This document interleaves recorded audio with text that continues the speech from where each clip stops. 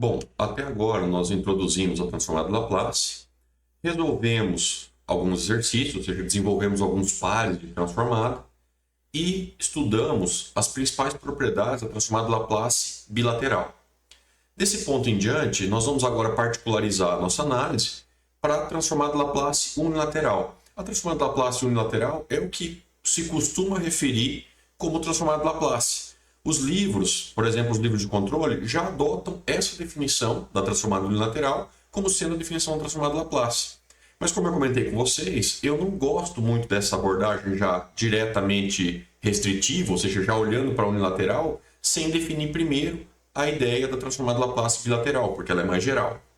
Na transformada de Laplace unilateral, que é o que nós vamos discutir agora, a gente assume que o sinal, ou o sistema que nós estamos operando, ele é causal. Então a gente parte dessa definição.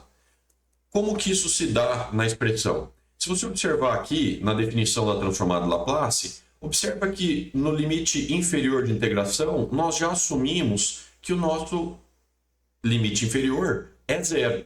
Ou seja, nós consideramos que o nosso sinal x de t ele se estende apenas no eixo positivo, sendo ele nulo para t menor do que zero.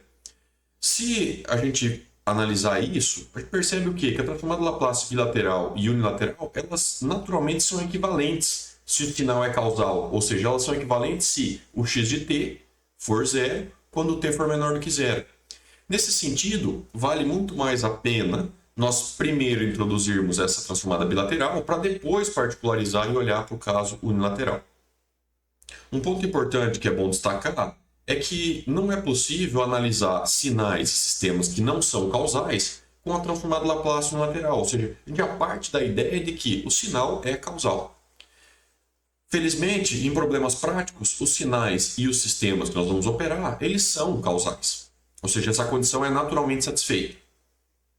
Nessa condição, existe uma relação de 1 para 1 entre o meu x de t, ou seja, entre a representação do sinal no domínio do tempo, e a representação do sinal no domínio de Laplace, não havendo a necessidade de eu explicitar qual é a região de convergência. Por quê? Porque se eu parto da ideia de que o sinal é causal, a região de convergência vai ser a direita do polo com maior parte real. Isso já está implícito. Aqui eu deixei alguns exemplos para que a gente possa começar a nossa discussão a respeito da transformada de Laplace unilateral. Então vamos lá. Nesse primeiro exemplo, nos é perguntado qual seria a transformada de Laplace unilateral de x de t, que é o de t. O de t, se nós traçarmos esse sinal, nós sabemos que é uma função degrau, ela é 1 para t maior do que zero, e ela é 0 para t negativo. Ou seja, já é uma função causal. Nós também já definimos isso, que a transformada de Laplace de u de t é 1 sobre s. Para RE de s maior do que zero. Mas eu não preciso mais especificar qual é a região de convergência. Por quê? Porque já está implícito na ideia de que nós estamos tratando de sinais que são causais. Nesse segundo caso aqui, o que nós temos? Nós temos também uma função degrau, só que essa função degrau está deslocada em 3 amostras, ou seja, ela está atrasada de 3. Então, se fôssemos plotar isso, o que nós teríamos? Nós teríamos que a função degrau, ela agora começa aqui em 3 e se estende até infinito. Nós vimos também que das propriedades, e muitas das propriedades do caso bilateral se aplicam também ao caso unilateral, nós vimos o quê? Que se eu tenho um deslocamento no tempo, ou seja, x de t menos t0, isso implica no domínio de Laplace em multiplicar a minha função, minha transformada, por e na menos s t0 x de s.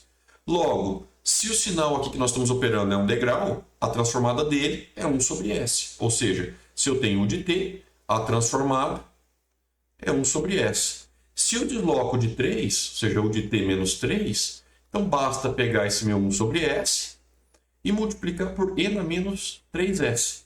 Então está aqui a determinação da transformada de Laplace de u de t menos 3. Agora vamos pensar no caso do impulso. O impulso, se nós plotarmos ele aqui, ele teria um comportamento assim, né? Ele ocorre apenas na origem, dada a definição que nós temos ali. E nós sabemos também que a derivada do degrau é o impulso. Ou seja, se eu derivo em relação ao tempo uma função degrau, nós sabemos que o resultado disso no tempo é o impulso. Logo, o que nós temos? nós temos que a transformada do degrau é 1 sobre S.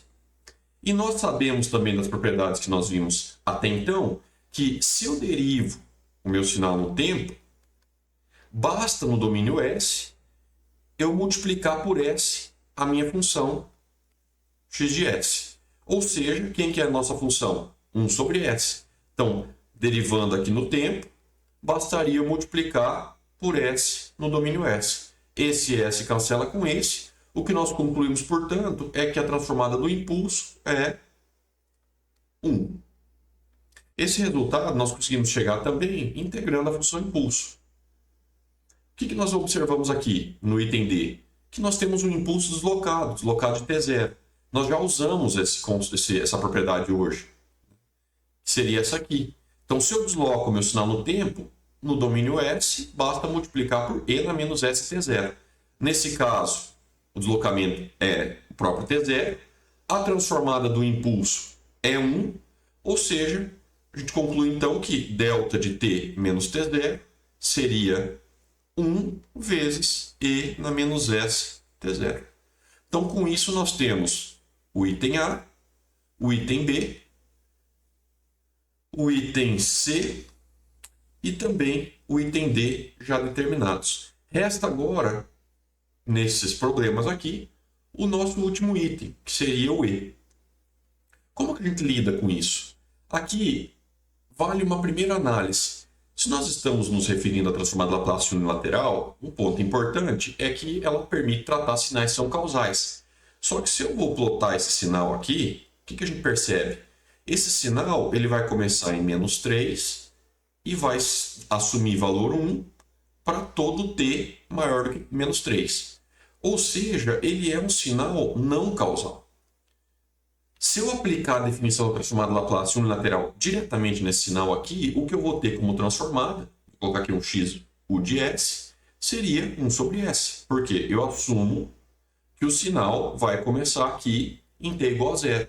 Ou seja, o que eu tenho é uma representação que não reflete o sinal no domínio do tempo.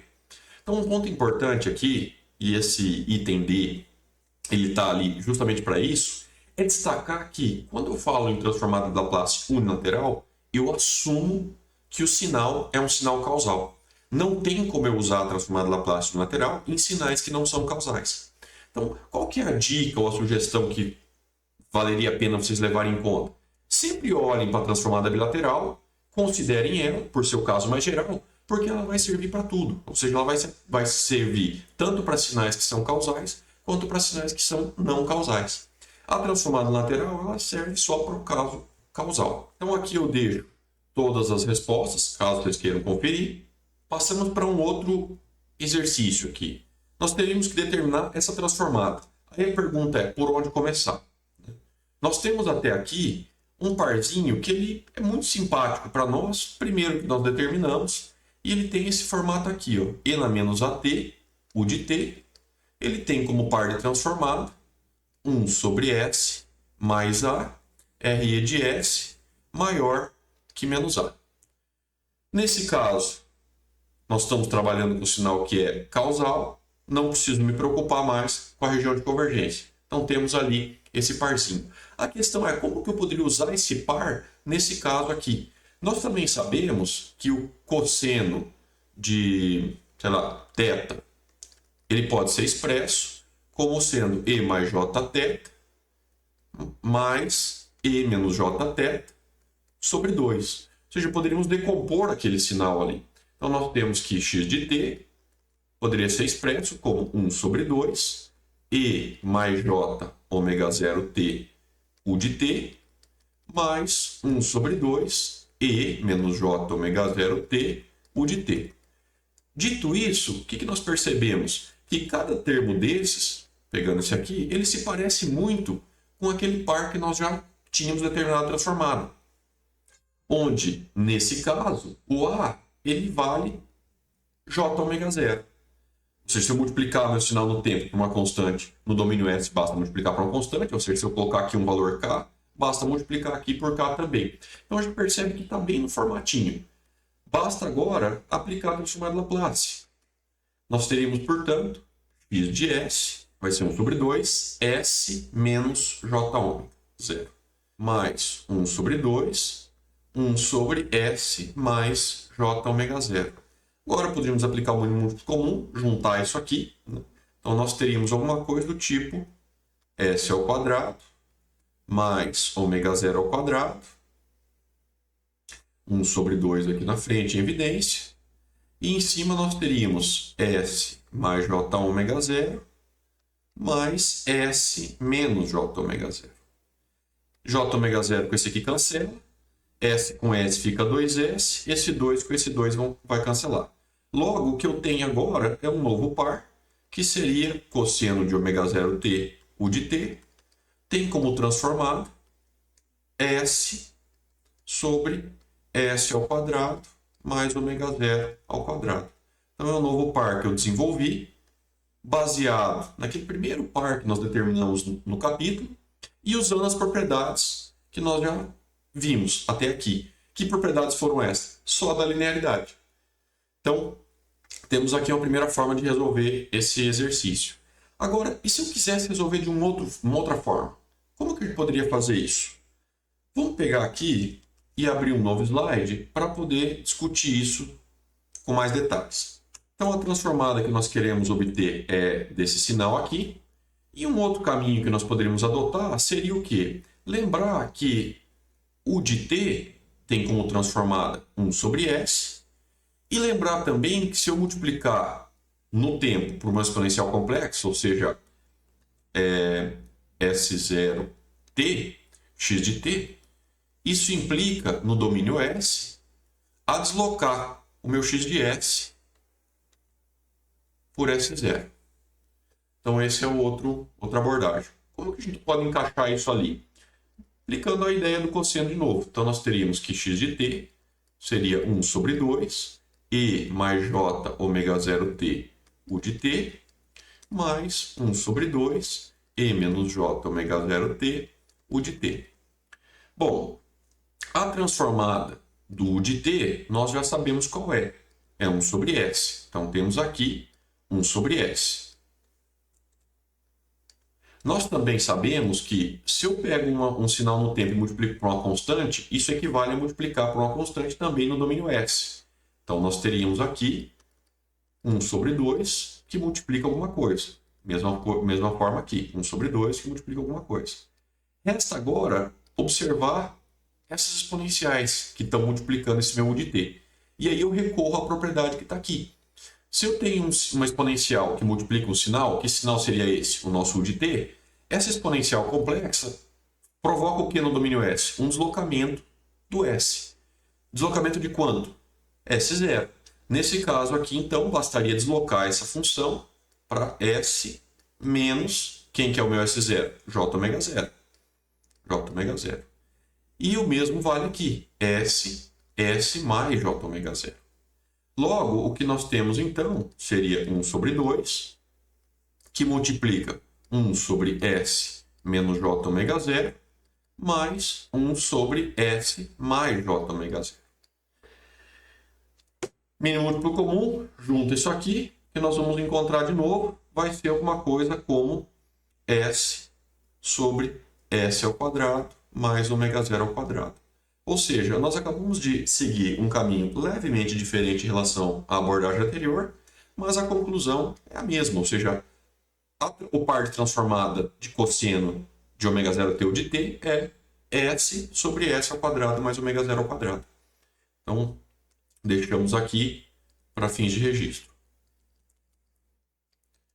Aqui eu deixei o desenvolvimento, passo a passo, seguindo a nossa primeira abordagem, caso vocês queiram conferir.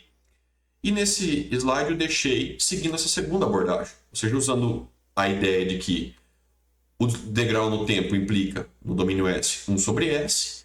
E se eu pegar um sinal no tempo e multiplicar por uma exponencial complexa, isso equivale a deslocar no domínio S o meu S por S menos S0. Então, tanto um caminho quanto o outro levam para o mesmo resultado. Aqui eu deixei alguns exemplos já de pares de transformado, ou seja, nós temos a representação no tempo e a representação no domínio S, de alguns pares que são bastante úteis para o desenvolvimento da disciplina. Aqui eu também sugiro a vocês que peguem, por exemplo, algum par desses aqui e tente desenvolver usando essas propriedades que nós já conhecemos. Querem ver um exemplo? Vamos pegar o último caso aqui da nossa lista. Então temos aqui, né? O que nós sabemos desde o início? Que o U de t no tempo implica no domínio S em 1 sobre S. Então está aqui a relação tempo, domínio S. Se eu multiplicar por esse seno, nós vimos anteriormente que eu poderia abrir esse seno em duas exponenciais. Aí a primeira exponencial multiplica o de t, a segunda exponencial multiplica o outro de t. Isso equivale a deslocar no domínio S por S menos S0. Vou colocar aqui do lado para a gente não perder de vista isso. Então, S0t, x de t, implica em x de S menos S0. Então, vamos pensar agora no nosso seno. O que nós teríamos aqui? No seno, nós teríamos 1 sobre 2j, e mais j ômega 0t, menos 1 sobre 2j, e menos j ômega 0t. Essas duas funções aqui vão multiplicar o U de t. Logo, o que eu teria? Essa exponencial multiplicando esse primeiro U de t, e essa outra exponencial também multiplicando o de t. No domínio S, isso equivale ao quê? 1 sobre 2j vezes 1 sobre S. E aí, a exponencial que multiplica faz o quê? Faz um deslocamento no domínio S. Logo, eu teria, então, S igual a S menos J ômega 0. Menos 1 sobre 2j do segundo termo, 1 sobre S do U de t, e agora S igual a S mais J ômega 0. Logo, o que nós temos, então, seria que seno de ômega 0t, U de t, ele tem como par de transformado, só essa primeira parte, teria como par de transformado 1 sobre 2j, 1 sobre S menos J ômega 0, menos 1 sobre 2j, 1 sobre S mais J ômega 0. Poderíamos agora juntar esses dois termos, daria alguma coisa do tipo 1 sobre 2j, S ao quadrado mais ômega 0 ao quadrado, que nós vamos ter S mais J ômega 0, menos S menos J ômega 0. Então, esse S com esse aqui vão se cancelar. Aqui nós vamos ter 2J ômega 0. Então, o que vai virar aqui? 1 sobre 2J, 2J ômega 0, sobre S ao quadrado mais ômega 0. Esse 2 com esse 2 cancela, esse J com esse J cancela. Então, pensando só na transformada do seno, então nós teríamos seno de ômega 0t, U de t, vai ser ômega 0 sobre S ao quadrado mais ômega 0 ao quadrado. Beleza. Resta o que aqui para nós? Resta essa multiplicação por e na menos at. De novo, o que nós percebemos? Que é essa mesma propriedade que vai responder para nós o que fazer.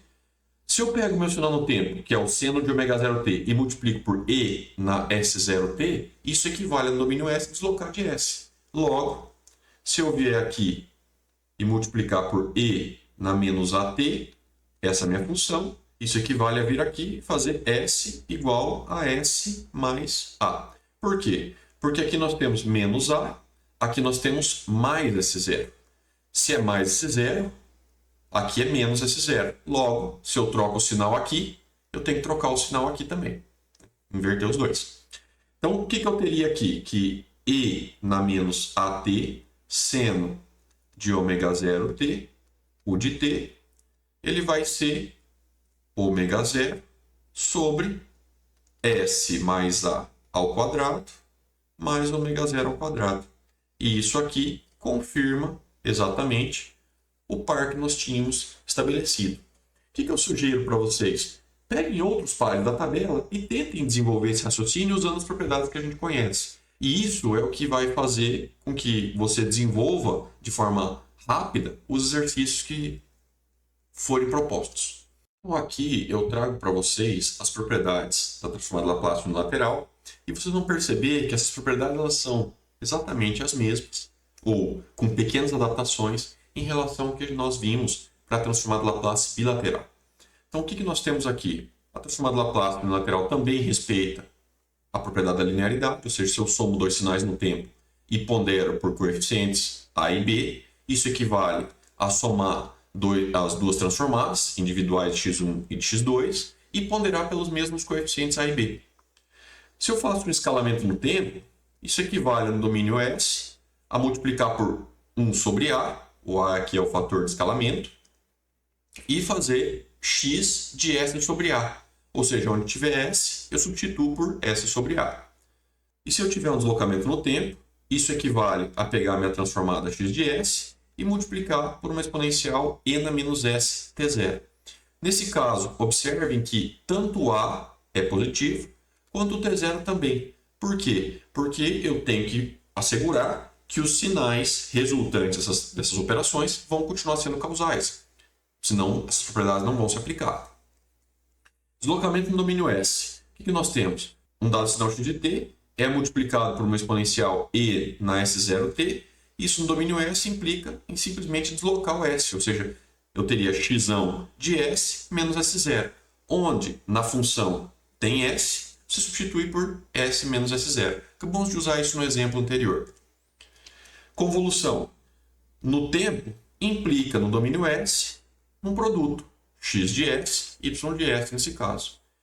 Diferenciação no domínio S seria como? Se eu pego meu sinal no tempo e multiplico por menos t, esse meu sinal no tempo, isso implica no domínio S, então, derivar a função em S. Então eu faço d ds, o meu x de S.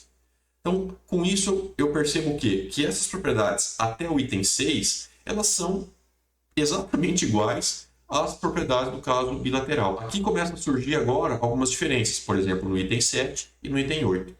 Observem o seguinte, que a diferenciação do domínio do tempo, ou seja, d dt x de t, até então implicava em s x de s.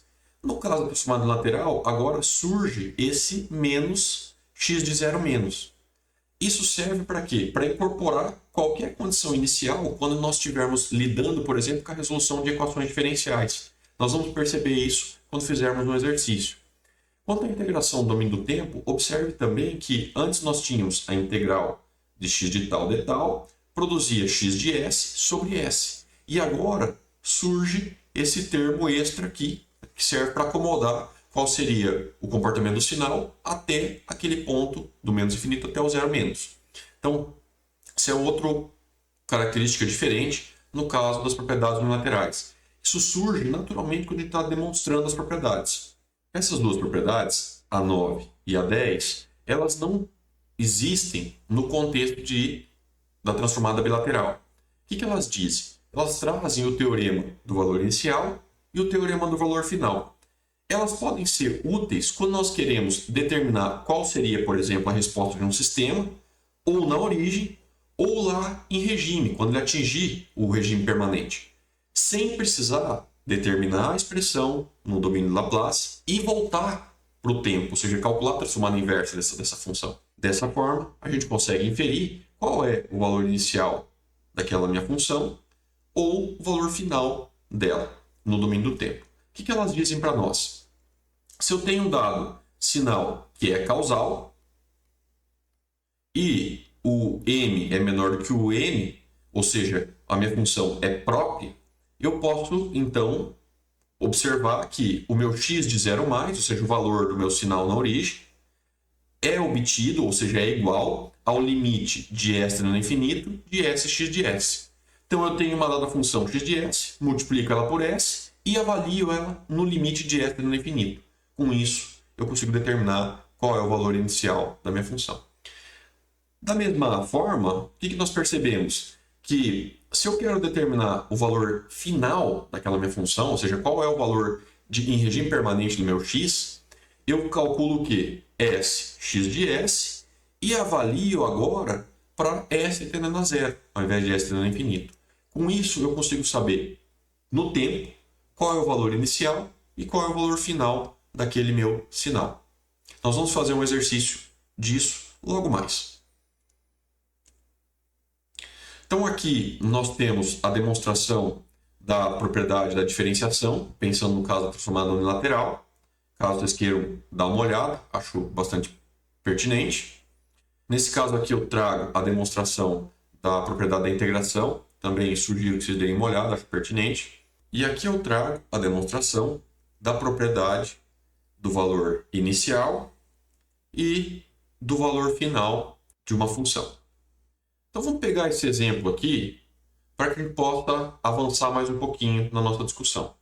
O que é pedido para nós? Determina a transformada Laplace unilateral do meu sinal x de t, e esse sinal x de t ele é dado pela convolução de duas funções, menos e na 3t o de t e t o de t.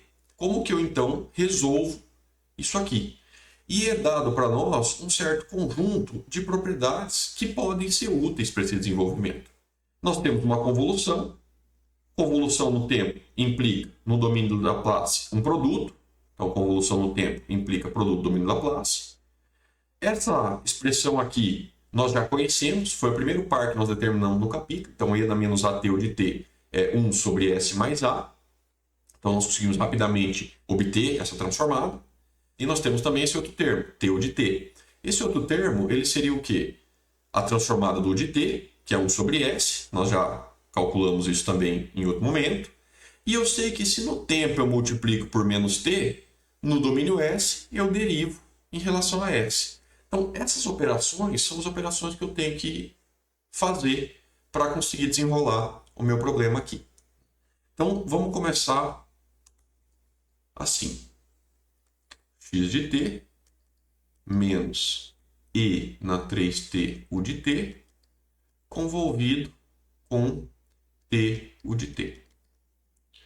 Então, o que nós temos aqui? Esse menos que está desse lado, tanto faz se eu colocar ele aqui. Por que eu estou falando isso? Porque a propriedade dizia o seguinte, menos tx de t implica no domínio S em d ds x de s. Logo, isso aqui já está bem no formato da propriedade que nós temos ali. Então, daqui nós conseguimos tirar o seguinte, que o de t tem como transformado 1 sobre s. Se eu multiplico aqui por menos t, no domínio s, eu derivo em relação a s. Logo, o que eu teria então é menos d ds de s sobre s ao quadrado. d ds de s, isso aqui é 1. Então, eu teria como resultado que menos t u de t vira menos 1 sobre s ao quadrado. Pronto, determinei o termo que estava ali na direita. Resto da esquerda agora. Na esquerda, nós temos também o seguinte, que e na menos at, o de t, tem como par 1 sobre s mais a. Logo, e na 3t, o de t, vamos colocar aqui,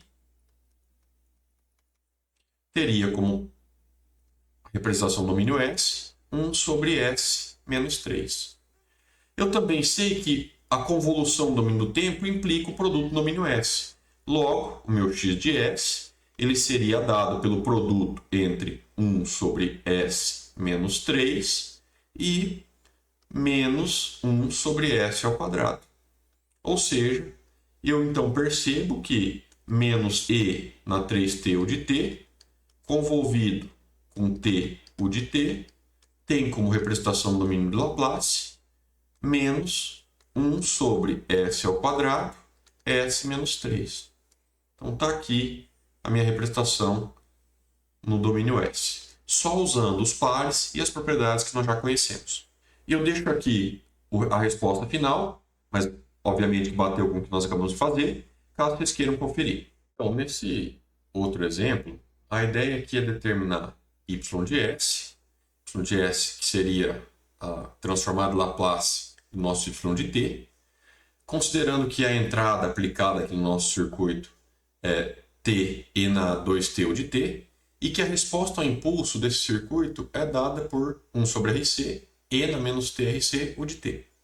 Então, para isso, o que nós vamos utilizar? Esse conjuntinho aqui de pares e propriedades. Então, o que nós observamos? Se nós queremos determinar a saída do sistema, então nós teríamos y de t. Y de t, pensando no domínio do tempo, seria a convolução da entrada com a resposta ao impulso. Então, x de t convolvido com h de t. Se eu olho isso no domínio S, ou seja, aplico a transformada Laplace, eu teria então y de S, que é igual ao produto entre x de S e h de S.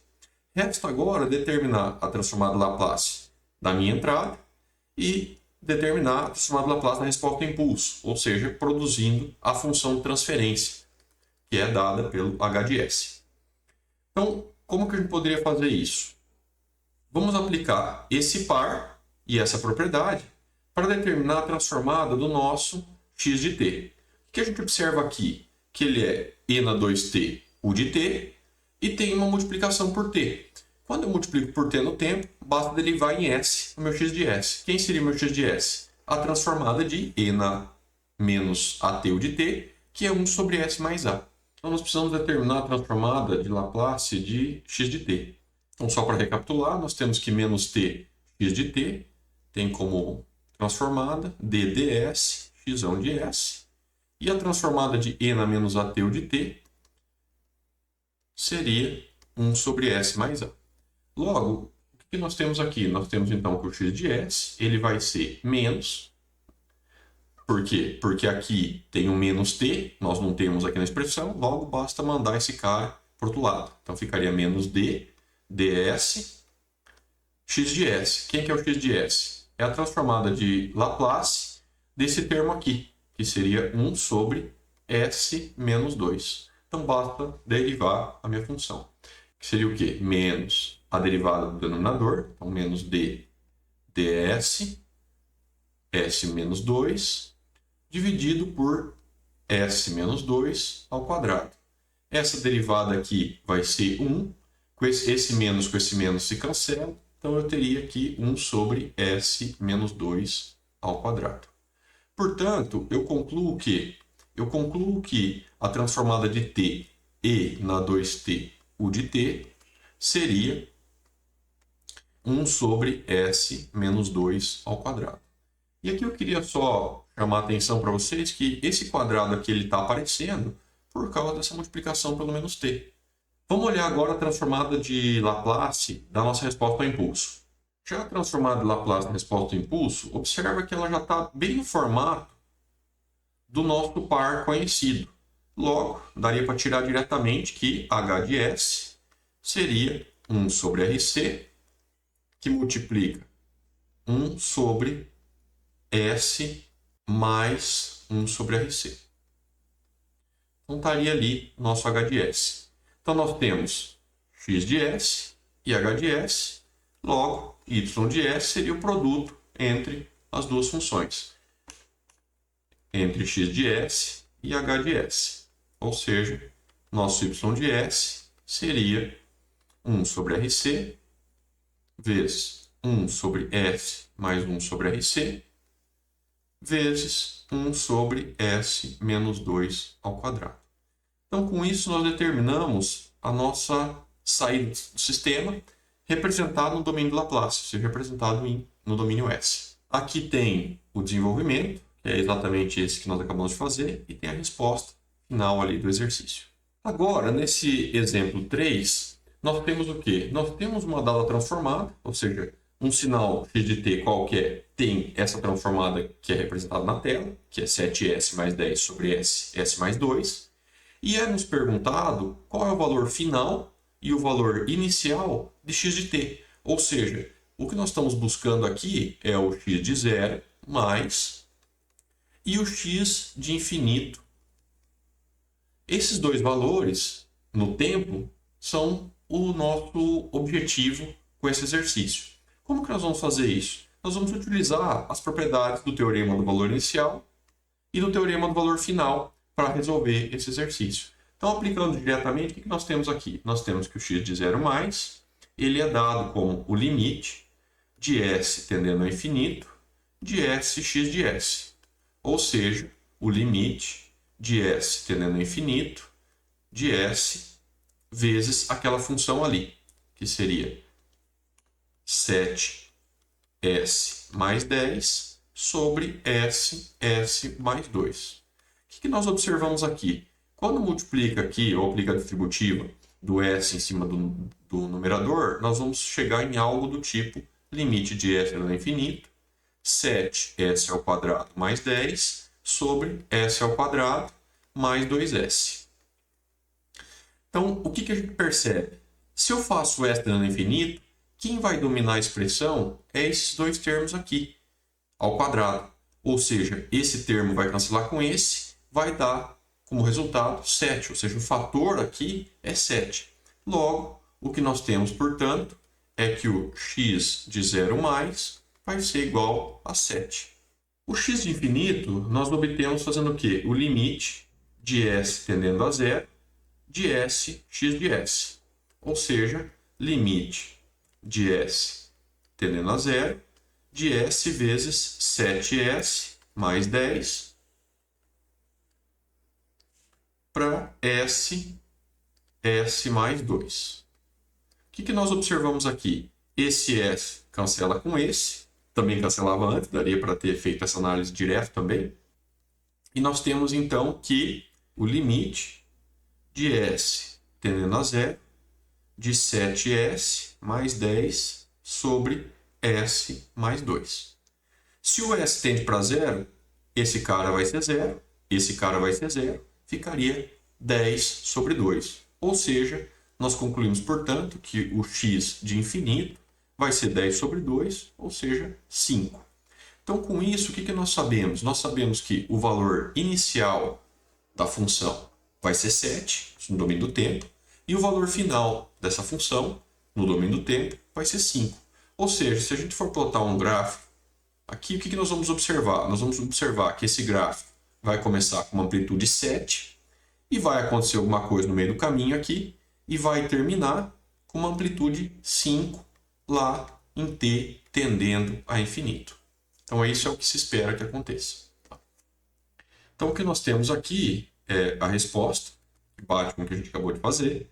E aqui embaixo eu deixei em cinza o que seria obtido se nós calculássemos a transformada inversa do x de s. Ou seja, se eu calculo a transformada inversa de s, nós obtemos o nosso x de t representado no domínio do tempo. Está aqui a representação no domínio do tempo. Agora vamos analisar para t tendendo a 0 e para t tendendo a infinito, só para ver se fecha com o resultado.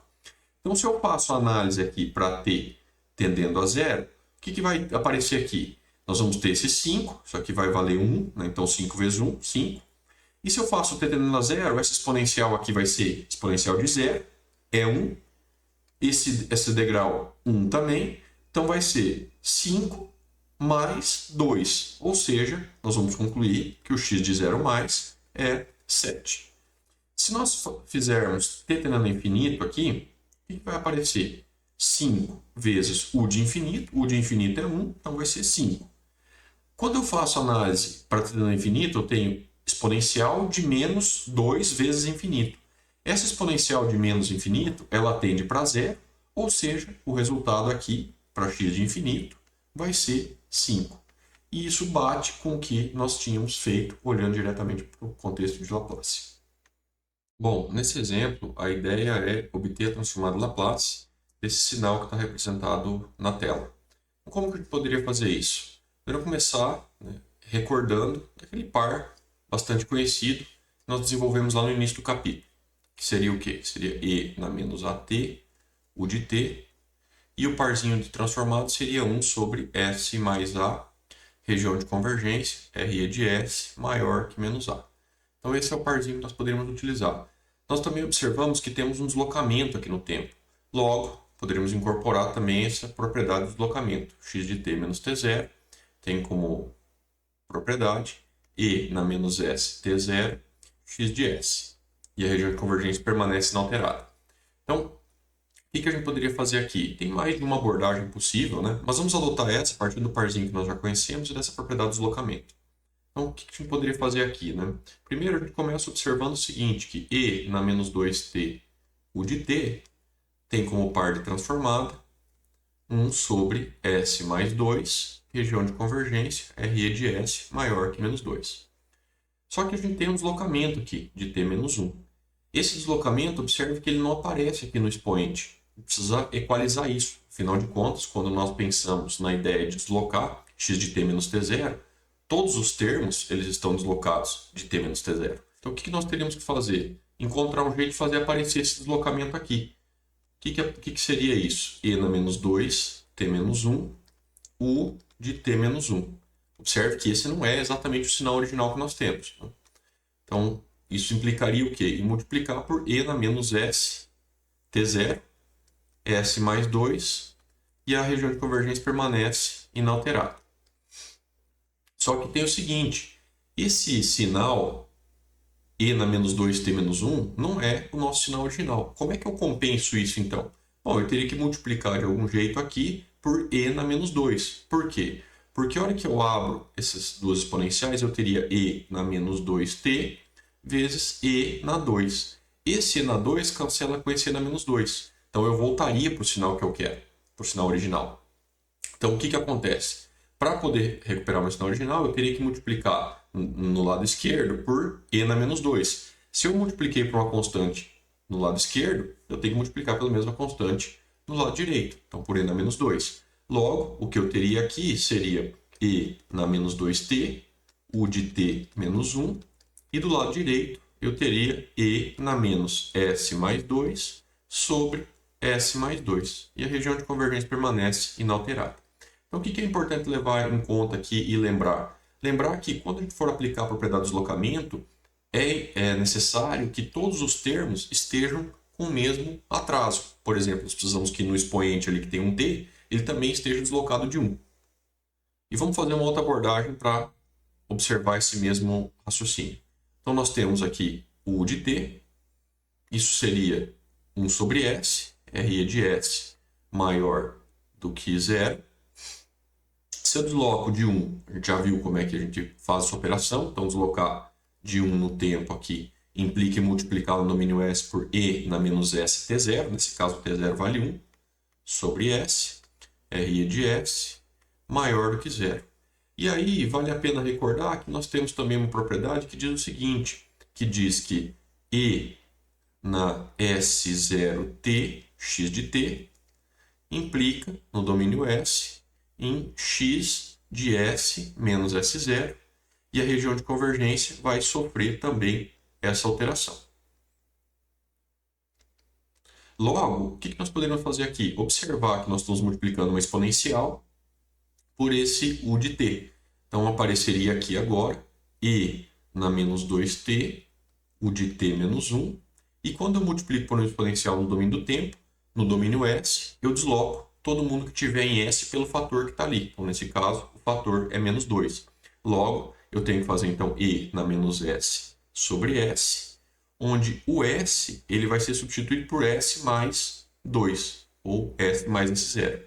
E a região de convergência vai seguir a mesma coisa. Então, S mais 2 maior do que 0.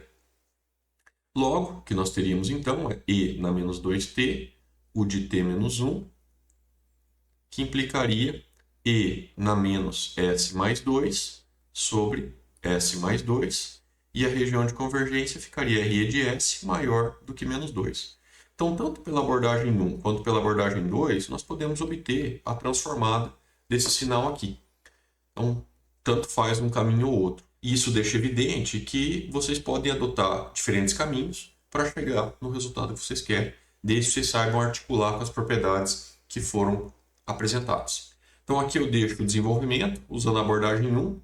Vamos passar para um outro exemplo, que eu acho que esse outro exemplo também vai ser bastante ilustrativo. Nesse exemplo aqui, a intenção é determinar a transformada de Laplace desse sinal que está na tela. Nós temos, de novo, múltiplos caminhos que poderiam ser seguidos aqui, né, para chegar no resultado. Vamos pegar aquele que é mais óbvio. Né? Então, vamos começar do seguinte. Nós sabemos que u de t ele tem como transformada 1 sobre S. E a região de convergência é de S maior do que 0. Isso a gente já estabeleceu e está bastante claro. Só que nós temos aqui um deslocamento de 1. Nós sabemos que se o sinal está deslocado de 1, então x de t menos t0, a operação que tem que ser feita no domínio S é E na menos S t0, x de S. Nesse caso, nosso x de s é esse 1 sobre s, o deslocamento é de 1, então basta multiplicar por e na menos s. Logo, o de t menos 1 tem como transformado e na menos s sobre s, e a região de convergência permanece inalterada. Depois, o que nós observamos? Que nós temos uma derivada sendo aplicada sobre esse degrau. E aí nós sabemos que a derivada no tempo implica, no domínio s, em multiplicar a minha função por s. Logo, derivando então aqui no tempo, d dt, o de t menos 1, implicaria em multiplicar por s o que eu tinha antes, ou seja, e na menos s sobre s. E a região de convergência segue inalterada. Aqui eu observo que o s do numerador pode ser cancelado com o s do denominador, logo essa restrição sobre a região de convergência deixa de existir. Ou seja, agora a região de convergência ela é todo o plano S. Seguindo, o que nós temos ainda? Nós temos que essa derivada do de t está sendo multiplicada por uma exponencial. E nós vimos agora há pouco que a multiplicação por uma exponencial, ou seja, e na S0t, x de t, implica no domínio S em um deslocamento em S. Então eu teria S menos S0 e a região de convergência vai ser afetada por isso. Logo, o que nós teríamos aqui? E na menos 2t, derivada em relação a t de u de t menos 1, implica no domínio S em fazer o quê? E na menos S, e aí provocar um deslocamento, ou seja, o S ele vai ser substituído por S mais 2. Por quê? Porque o S0, nesse caso aqui, ele é o menos 2, então o que teria que deslocar é por S mais 2. Logo, o que nós temos então é E na menos S mais 2. E de novo, região de convergência, RC, todo o plano S. Beleza. Agora, o que nós percebemos? Que nós temos aqui, por fim, um menos t multiplicando tudo isso que nós determinamos. Logo, o que eu sei? Menos t x de t implica no domínio S em derivar em relação a S a minha função. Ou seja, se eu faço multiplicação no tempo por menos t, no domínio S eu derivo a função. Então eu teria aqui menos t, e na menos 2t, d dt, o de t menos 1. E aí no domínio S, o que eu faço? Derivo a minha função em relação a S. Quando eu derivo essa exponencial em relação a S, o que vai acontecer aqui? O menos 1 vai cair, então eu vou ter menos E na menos S mais 2. E a região de convergência segue inalterada aqui. Então o que eu concluo aqui é que a transformada Laplace de menos t E na menos 2t d dt o de t menos 1 seria, portanto, E na menos S mais 2. E a região de convergência, todo o plano S. Com isso, nós conseguimos observar, de novo, que basta articular as propriedades que consegue determinar a transformada de maneira bastante simplificada. Obviamente, não é a única abordagem, existem outras que talvez sejam até mais simples. Vamos pensar agora, nesse caso aqui, usando a ideia de resolver ou manipular no tempo um pouquinho o nosso sinal, e a partir disso a gente percebe que talvez fique mais simples determinar essa transformada. Nós poderíamos também abordar esse problema manipulando um pouquinho a expressão do domínio do tempo. Para isso, basta lembrar que o impulso ele é obtido como a derivada da função degrau. Logo, se eu tenho a função degrau deslocada de 1, então isso aqui seria um impulso deslocado também de 1. Beleza. Feito isso, o que nós poderíamos escrever então? O x de t como sendo menos t, e na menos 2t, impulso em t menos 1.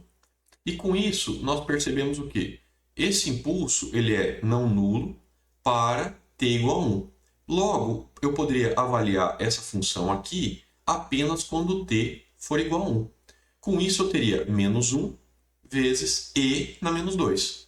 Portanto, eu poderia reescrever essa expressão como sendo menos e na menos 2, que multiplica delta de t menos 1. Com isso, a gente agora passa a recorrer os pares de propriedade que nós já conhecemos. Que nós sabemos que a transformada de Laplace do impulso ela é 1, E nós também sabemos que quando a gente desloca no tempo de uma amostra, basta multiplicar no domínio S por E na menos S T0 x de S. Logo, o que nós temos então é que o impulso no tempo implica no domínio S como 1. Se eu desloco esse meu impulso de uma amostra, de um instante, eu teria então que multiplicar por E na menos S. Se eu agora multiplico por uma constante no tempo, ou seja, menos E na menos 2, aquele meu impulso deslocado, delta de t menos 1, o que ocorre é o quê? É que eu tenho que multiplicar também no domínio S por essa mesma constante, ou seja, menos E na menos 2, que multiplica E na menos S. Agora, eu poderia juntar isso aqui e eu concluo, portanto, que eu tenho E na menos S mais 2, e isso aqui está em linha com o que nós acabamos de derivar usando a outra abordagem. Então, aqui vale a pena chamar a atenção de que existe mais de uma forma. Você pode manipular um pouco o sinal no tempo antes de aplicar as propriedades. Você pode aplicar diretamente as propriedades e ir trabalhando com o sinal. Tem que ver qual que é o caminho mais intuitivo e mais prático para você desenvolver aquele raciocínio. E aqui eu deixo o raciocínio passo a passo, usando essa abordagem 1 do desenvolvimento que nós acabamos de fazer.